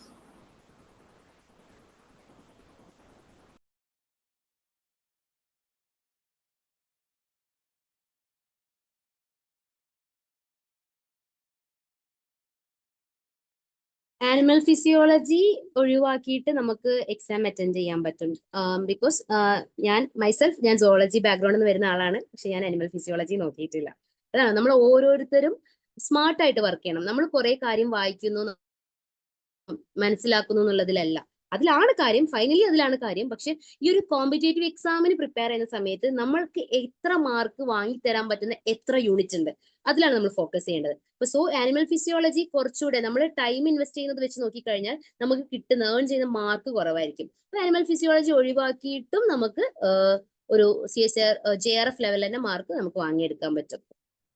പിന്നെ യൂണിറ്റ് ഏതെങ്കിലും ഒഴിവാക്കാൻ പറ്റുമോ എന്ന് ചോദിച്ചു കഴിഞ്ഞാൽ നിലവിലത്തെ സാഹചര്യത്തിൽ പറ്റില്ല. അതെ, നിലവിലത്തെ സാഹചര്യത്തിൽ പറ്റില്ല. ഞാൻ നേരത്തെ പറഞ്ഞു, പണ്ടൊക്കെ യൂണിറ്റ് 9 നിന്ന് ക്വസ്റ്റ്യൻസ് കുറവായിരുന്നു. പക്ഷെ ഇപ്പോൾ ആ ട്രെൻഡ് മാറി. ഇവർ എല്ലാ യൂണിറ്റ്സിൽ നിന്നും ക്വസ്റ്റ്യൻ ഇടാൻ തുടങ്ങിയിട്ടുണ്ട്. കുറച്ച് യൂണിറ്റ്സിൽ നിന്ന് അധികം ക്വസ്റ്റ്യൻസ് ഉണ്ടാവും, പക്ഷെ ബാക്കി എല്ലാ യൂണിറ്റ്സിൽ നിന്നും ഈക്വൽ കോൺട്രിബ്യൂഷൻ വരത്തക്ക രീതിയിൽ ക്വസ്റ്റ്യൻ പേപ്പറിന്റെ ഒരു പാറ്റേൺ മാറിയിട്ടുണ്ട്. അപ്പൊ നമുക്ക് ഒന്നും ഒഴിവാക്കാന്ന് ഇവിടെ പറയാൻ പറ്റില്ല. ബിക്കോസ് നിങ്ങൾ ഇനി നെക്സ്റ്റ് എക്സാം എഴുതുമ്പോൾ ആ ഒരു യൂണിറ്റിൽ നിന്ന് ക്വസ്റ്റ്യൻ വന്നാൽ നിങ്ങൾ ഞങ്ങളോട് വന്ന് ചോദിക്കൂലേ. അപ്പൊ ഒരൊറ്റ യൂണിറ്റ് ഒഴിവാക്കാന്ന് പറഞ്ഞിട്ട് പറഞ്ഞു തരാനില്ല. പക്ഷെ ഏറ്റവും കൂടുതൽ വരുന്ന യൂണിറ്റ്സ് ഏതൊക്കെയെന്ന് നമുക്ക് പറയാൻ പറ്റും.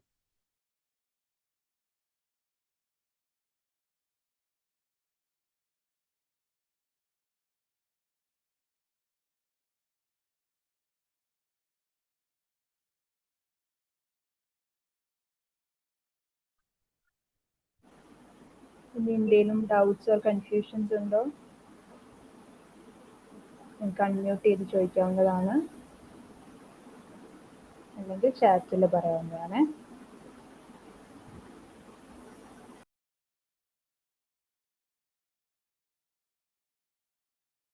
നേരത്തെ ഒരാൾ പറഞ്ഞിട്ടുണ്ടായിരുന്നല്ലോ ബേസ് കുറവാണ് എന്നുള്ളത്.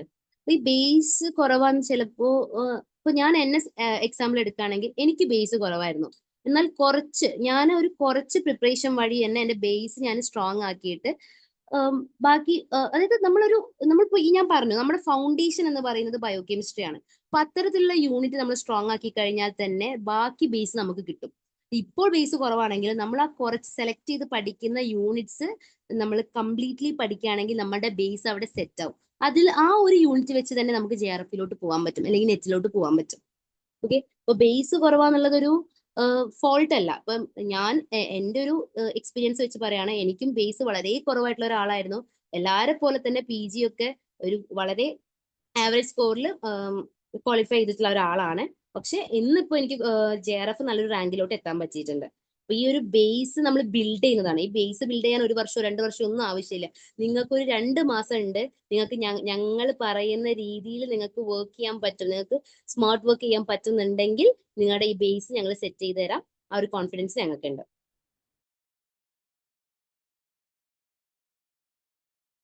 നമുക്കൊരു ക്വസ്റ്റ്യൻ വന്നിരിക്കുന്നത്, ബയോകെമിസ്ട്രി എന്നാണ് സ്റ്റാർട്ട് ചെയ്യുക വാട്സാപ്പ് ഗ്രൂപ്പിൽ, ലാസ്റ്റ് ആണോ എന്ന് ചോദിക്കുന്നുണ്ട്.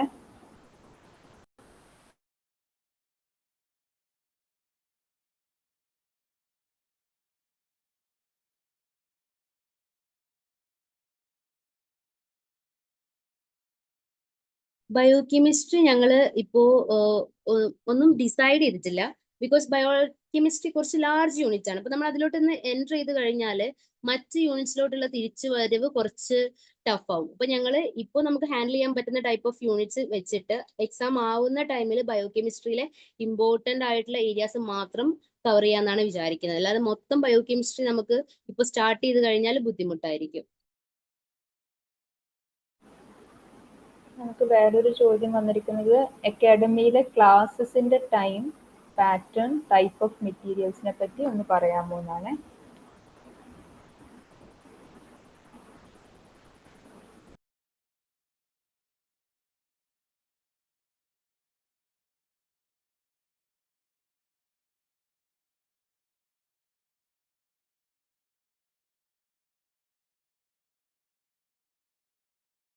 ഓക്കെ, ക്ലാസ് ടൈം വരുന്നുണ്ടാവുക ഈവനിങ് ആയിരിക്കും.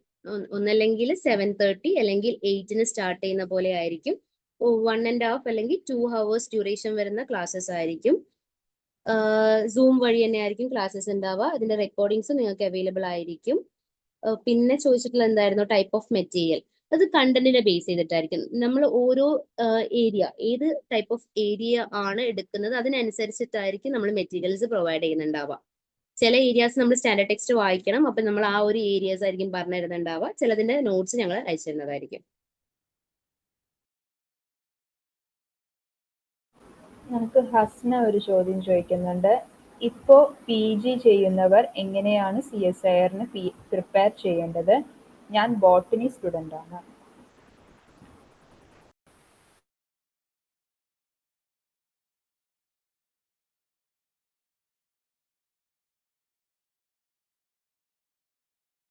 ഇപ്പൊ പേജ് ചെയ്യുന്ന ആൾക്കാർ ഈവനിങ് ഫ്രീ അല്ലേ? അപ്പൊ നമ്മുടെ ക്രാഷ് കോഴ്സിലോട്ട് ജോയിൻ ചെയ്യൂ, അങ്ങനെ പ്രിപ്പയർ ചെയ്യൂ, എന്നിട്ട് CSIR ക്വാളിഫൈ ചെയ്യൂ.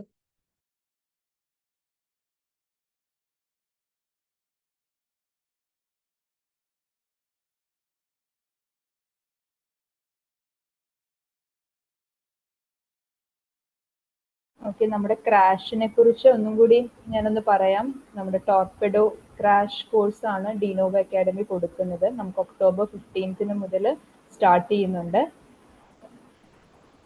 നമ്മൾ ഒത്തിരി കാര്യങ്ങൾ അതിനകത്ത് ഇൻവോൾവ് ചെയ്യിപ്പിക്കാൻ ശ്രമിക്കുന്നുണ്ട്. നമുക്ക് ക്ലാസ്സസ് ഉണ്ടാവും, സ്റ്റഡി മെറ്റീരിയൽസ് ഉണ്ടാവും, ഗ്രൂപ്പ് ഡിസ്കഷൻസ് ഉണ്ടാകും. നമുക്കൊരു നല്ലൊരു ഐഡിയ സിലബസിനെ കുറിച്ചും എങ്ങനെയാണ് എക്സാം അറ്റൻഡ് ചെയ്യേണ്ടതിനെ കുറിച്ചും നല്ലൊരു ഐഡിയ കിട്ടുമെന്ന് നല്ലപോലെ കോൺഫിഡൻ്റ് ആയിട്ടുള്ളൊരു കാര്യമാണ്.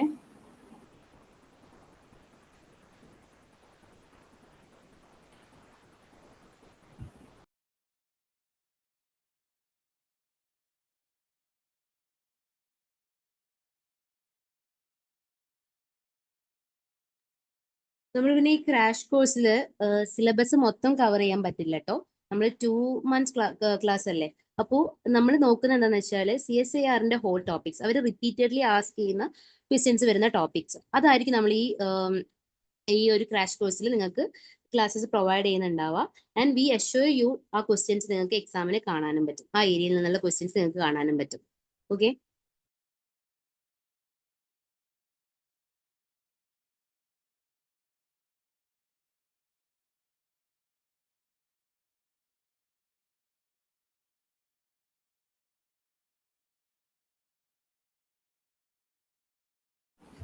അപ്പോൾ ഇനി ഡൗട്ട്സ് ഉണ്ടോ ആർക്കെങ്കിലും? എന്തെങ്കിലും ഡൗട്ട് ഉണ്ടെങ്കിൽ പറയാവുന്നതാണ്, അല്ലെങ്കിൽ നമുക്ക് പതുക്കെ വൈൻഡ് അപ്പ് ചെയ്യാം. ഓക്കെ, ഹിബയ്ക്ക് ഒരു ക്വസ്റ്റ്യൻ ഉണ്ട്, എക്സാം പാറ്റേൺ ചേഞ്ച് ആകുമോ എന്ന്.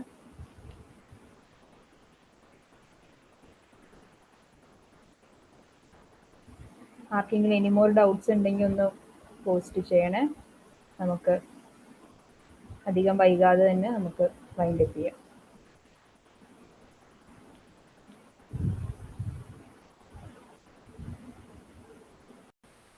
എക്സാം പാറ്റേൺ ചേഞ്ച് ആവില്ല. ലൈക്ക് യൂഷ്വലി ചോദിക്കുന്ന പോലെ തന്നെ ആയിരിക്കും എക്സാം ഉണ്ടാവുക. ആൻഡ് ഓൾസോ DBT ആയിട്ട് മേർജ് ചെയ്യാനുള്ള ഒരു പ്രപ്പോസലേ വന്നിട്ടുള്ളൂ, അത് ഇതുവരെ ഒഫീഷ്യൽ ആയിട്ടില്ല. അപ്പോൾ അങ്ങനെ ഒരു വലിയ ചേഞ്ച് നമുക്ക് എക്സാമിന് ഇപ്പോഴൊന്നും ഉണ്ടാവില്ല.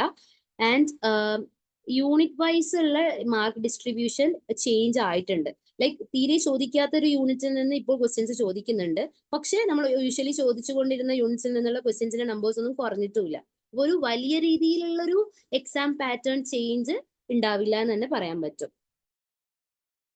എനിക്ക് തോന്നുന്നു അതിനോട് അസോസിയേറ്റ് ചെയ്തിട്ട് തന്നെയാണ് സിലബസ് കണ്ടന്റ് ആഡ് ആയി എന്ന് കേട്ടു എന്നും ബയോ ഇൻഫോർമാറ്റിക്സിൽ നിന്നും വേറെ കാര്യങ്ങളിൽ നിന്നൊക്കെ ആഡ് ചെയ്തു എന്നുള്ളതും ഒരാൾ പറയുന്നുണ്ട് ഇവിടെ. അപ്പോൾ അതിനോട് അസോസിയേറ്റ് ചെയ്തിട്ട് തന്നെ ആയിരിക്കുമല്ലോ റിസ്വാന? പ്രത്യേകിച്ച് എന്തെങ്കിലും പറയാനുണ്ടോ അതിനെക്കുറിച്ച്? അതെ, അത് ഇതുവരെ ഒഫീഷ്യൽ ആയിട്ടില്ല. പ്രപ്പോസൽ വന്നിട്ടുണ്ടായിരുന്നു ബാക്കിയുള്ളവരുടെ ഒപ്പീനിയൻ ചോദിച്ചുകൊണ്ട്, പക്ഷെ അത് ഇതുവരെ കൺഫേം ആയിട്ടില്ല. ആയിക്കഴിഞ്ഞാൽ ഒരു കൺഫേംഡ് ആയിട്ടുള്ള രീതിയിൽ സിലബസ് മാറ്റും. CSIR ഒഫീഷ്യൽ സൈറ്റിൽ സ്റ്റിൽ നമ്മുടെ നേരത്തെ പറഞ്ഞ സിലബസ് തന്നെയാണ് കൊടുത്തിട്ടുള്ളത്, വേറെ ഒന്നും മാറ്റങ്ങളൊന്നും വന്നിട്ടില്ല. ഇനി വരുന്ന എക്സാമിന് എന്തായാലും ഈ സിലബസ് തന്നെ ആയിരിക്കും.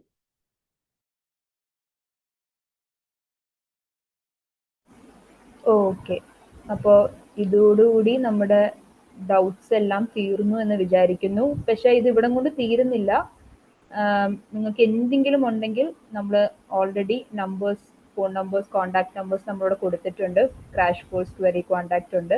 അത് തന്നെയാണ് ഡിനോവോ അക്കാഡമിയുടെ ഫൗണ്ടേഴ്സിൻ്റെ നമ്പേഴ്സ്. നിങ്ങൾക്ക് നേരിട്ട് വിളിക്കുകയോ വാട്സാപ്പ് മെസ്സേജ് അയക്കുകയോ ചെയ്യാം, അവരെപ്പോഴും അവൈലബിൾ ആയിരിക്കും. കൂടുതൽ എന്തെങ്കിലും കൺഫ്യൂഷൻസോ ഡൗട്ട്സോ കുറച്ച് ഡീറ്റെയിൽസ്, ക്രാഷ് കോഴ്സിനെ കുറിച്ച് ഡീറ്റെയിൽസ് അറിയണമെങ്കിൽ നിങ്ങൾക്ക് കോൺടാക്ട് ചെയ്യാവുന്നതാണ്. അതുപോലെ തന്നെ വാട്സാപ്പ് ചാനൽ, ഡിനോവോ അക്കാഡമിയുടെ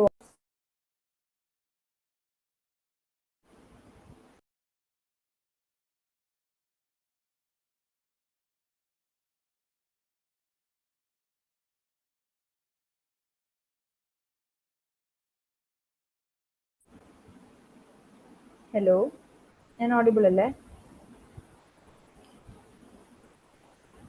അതെ. ഓക്കെ, അപ്പോൾ ഞാൻ ലിങ്ക് ഇട്ടിട്ടുണ്ട്, ഞാൻ പറഞ്ഞ പോലെ ലിങ്ക് ഇട്ടിട്ടുണ്ട് വാട്സാപ്പ് ഗ്രൂപ്പിൻ്റെ. ആരെങ്കിലും ജോയിൻ ചെയ്യാൻ ബാക്കിയുണ്ടെങ്കിൽ എല്ലാവരും ഇതിലേക്ക് ജോയിൻ ചെയ്യുക, ഡിനോവോൻ്റെ പാർട്ടാകുക. ഇനി നമുക്ക് ക്രാഷ് കോഴ്സിൽ കാണാം എന്ന് വിചാരിക്കുന്ന എല്ലാവരെയും ഒന്നുകൂടി അപ്പോൾ നിങ്ങളുടെ സമയത്തിനും മാറ്റിവെച്ച് ഇവിടെ ജോയിൻ ചെയ്ത് നിങ്ങൾ ആ ഒരു ഡ്രീമിലേക്ക് എത്തിച്ചേരാനുള്ള ഒരു ഒരു ചെറിയ സ്റ്റെപ്പായിട്ട് വേണമെങ്കിൽ നിങ്ങൾക്ക് ഈ ഓറിയന്റേഷനെ കരുതാം. കാരണം ഞാൻ വിചാരിക്കുന്നു നിങ്ങൾക്ക് ഒത്തിരി ഡീറ്റെയിൽസ് കിട്ടിയിട്ടുണ്ടെന്ന്. നിങ്ങളുടെ ഫീഡ്ബാക്സ് വാട്സാപ്പ് ഗ്രൂപ്പിൽ ഒന്ന് അറിയിച്ചാൽ കൊള്ളായിരിക്കും, നിങ്ങൾക്ക് എന്ത് തോന്നി ഇതിനെക്കുറിച്ച് എന്നുള്ളത്. അത് നമുക്ക് ഫ്യൂച്ചർ നമ്മുടെ ഡെവലപ്മെന്റിനും അതുപോലെ നമുക്ക് എന്തെങ്കിലും ഇമ്പ്രൂവ് ചെയ്യാനുണ്ടെങ്കിൽ അതിനും അത് സഹായിക്കും. So thank you every one, thank you so much.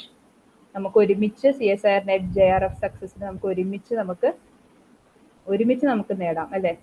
ഒറ്റയ്ക്കായിട്ടല്ല, ഒരു ഗ്രൂപ്പായിട്ടല്ലേ? അപ്പോൾ എല്ലാവരും നമ്മുടെ കൂടെ ഉണ്ടാവും എന്ന് വിചാരിക്കുന്നു. Good night.